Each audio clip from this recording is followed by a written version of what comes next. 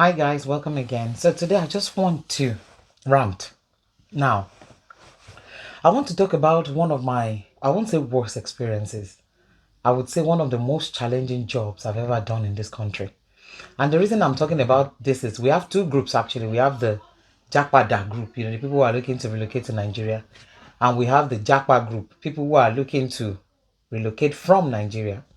So since starting this group, they've been showing interest, trying to reach us, and we're just trying to accommodate everybody to support whichever way we can. We won't say because we have been and want to go back, we shouldn't support or encourage anybody who wants to come with information. With information. Yeah, so that's why we have the Japa group. And that's why I'm doing this video, just to share that experience and to encourage people.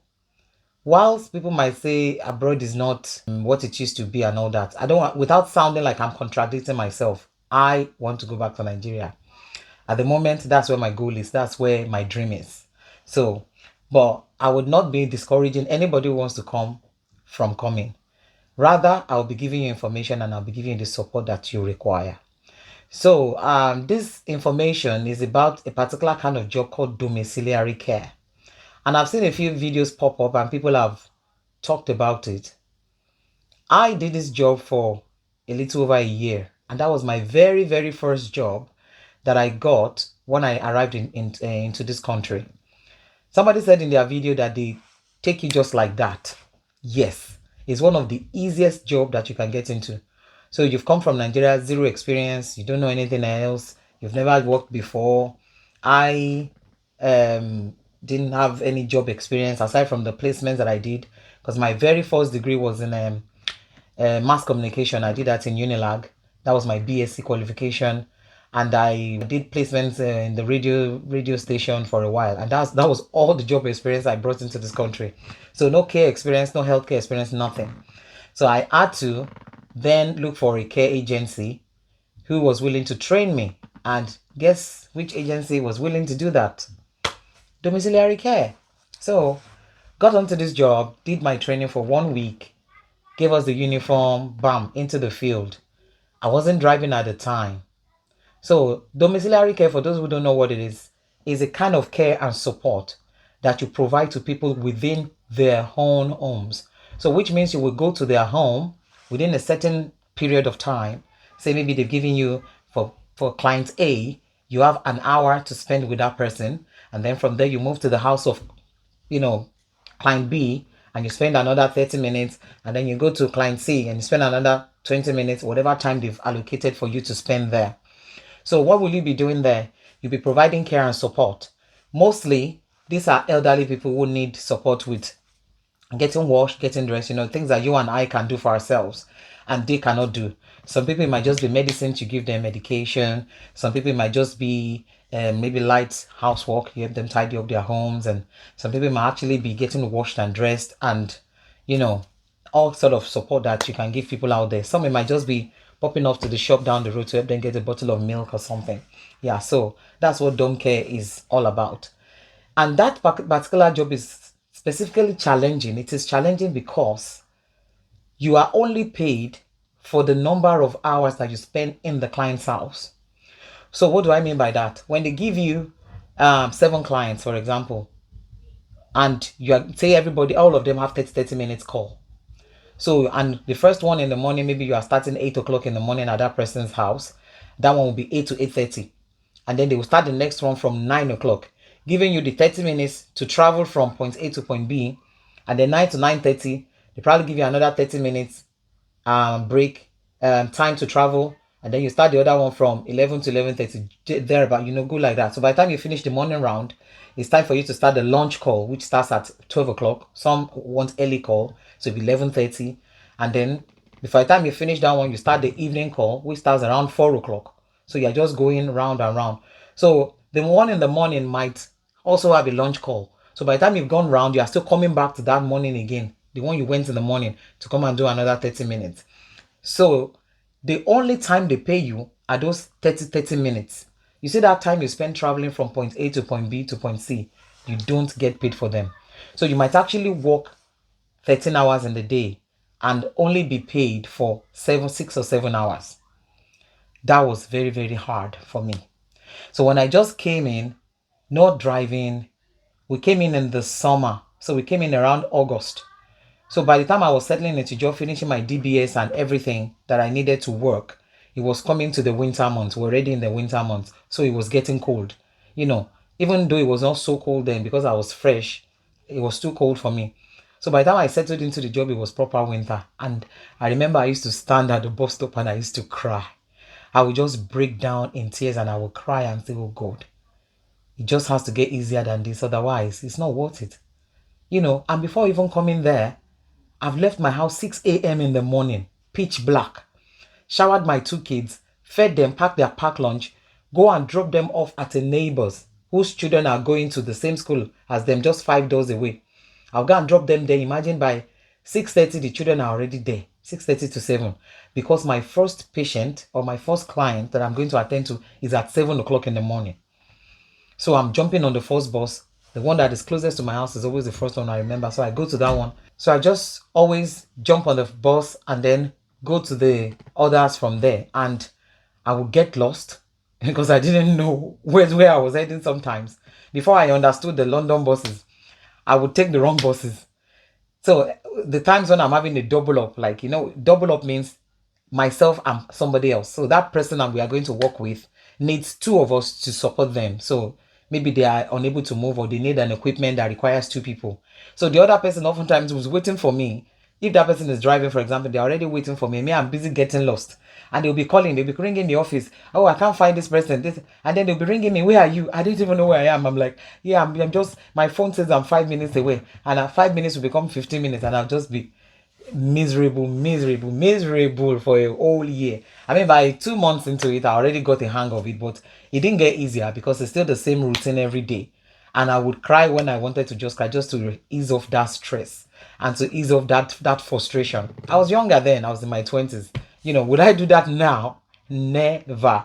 Never, because I am older now, I've got more children, and man, it's just very hard. I think if you are younger, yes, I don't see why you can't use that as a starting job.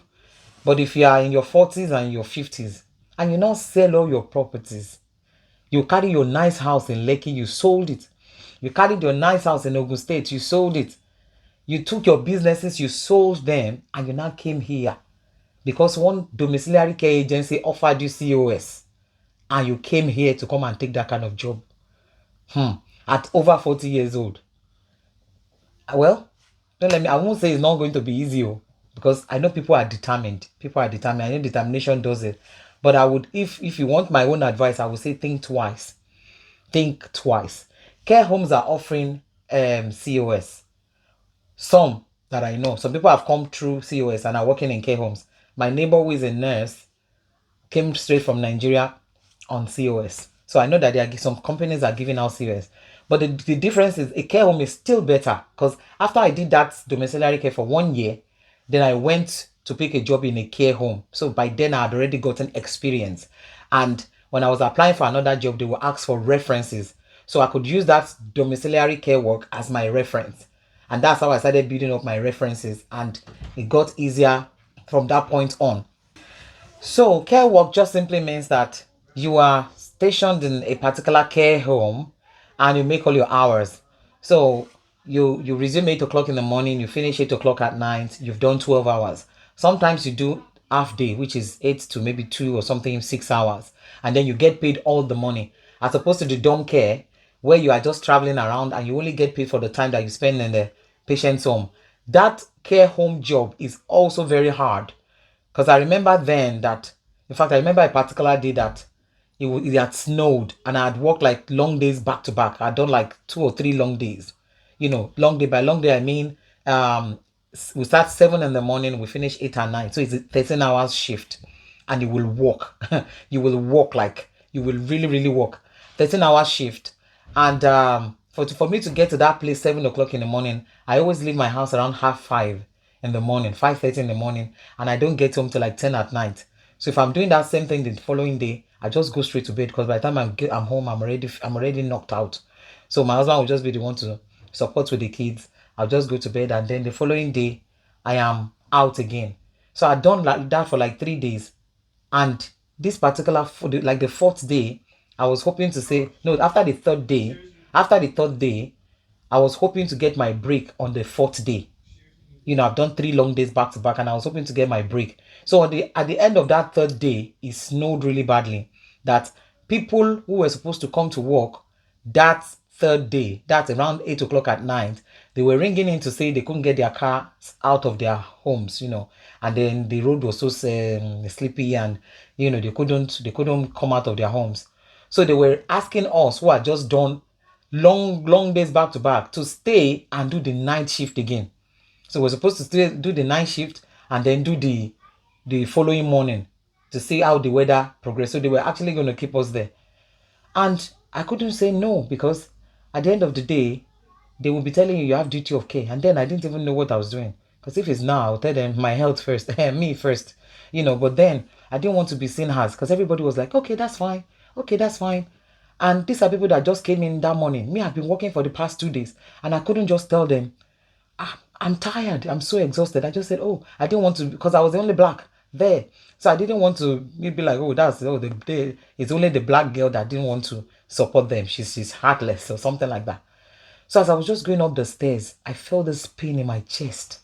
I felt my chest tighten. Then I just leaned. I remember leaning over the banister, and I just held my chest like, oh God, I'm so tired. I said to myself, I didn't know that one of the senior staff was seeing me downstairs. She saw me when that happened. I didn't know she was watching me. So after that passed, then I just carried on what I was doing. I was coming downstairs. Then when I came down, she just called me into her office and said, come.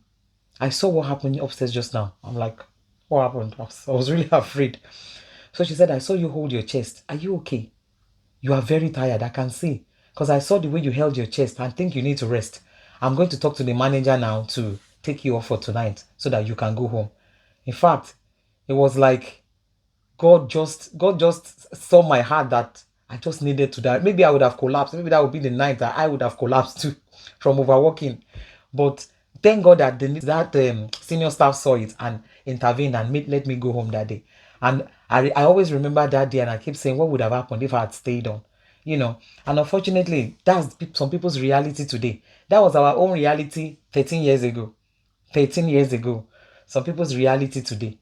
So my advice is just people who are just coming in, take it easy.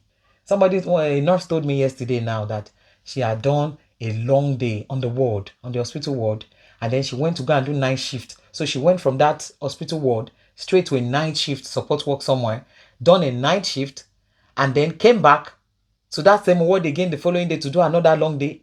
That's today. She's doing that long day today, and then she will now go from that shift again to go and do that night again before going home in the morning. You tell me, what kind of life is that? And then we hear people dropping here, and then you'll be wondering what's happening. How can you do a long day, night, do another long day, and another night on a ward, hospital ward, where you are on your feet, where sometimes you don't even have the break to eat. They won't even give you won't even have the chance. If it's so busy, you won't even have the chance to go and eat. Those whole dangerous things we are doing here abroad. Abroad is not for the faint-hearted. Some people are saying, oh, I want to know why people are running to Nigeria.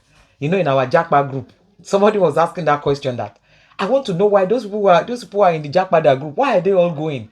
Because people who have just been here 2 years, they are in that group saying they want to go back. So we that are in Nigeria and want to come here, what is going on? I will want to know.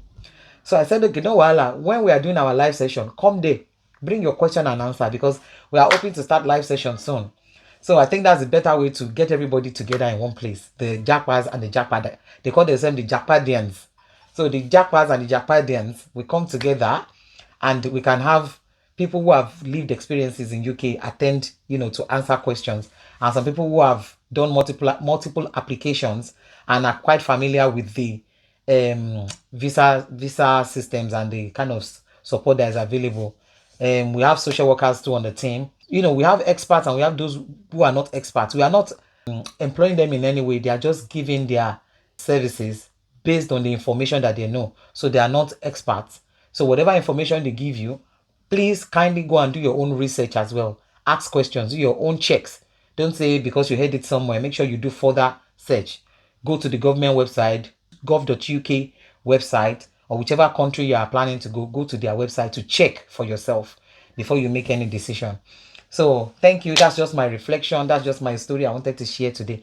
As I'm remembering them, all those my memories, I'll be bringing them one by one so that other people can learn from it and people too can understand that we have paid our dues. And it just gets easier. It just gets easier. Believe me, it does get easier if you are determined and you've come with the right kind of documentation that you know will transition into you settling. It gets easier. It gets tougher if you've come with the wrong kind of documentation. That's why documentation is very, very important. So thank you. I'll catch you on the next one. Bye bye.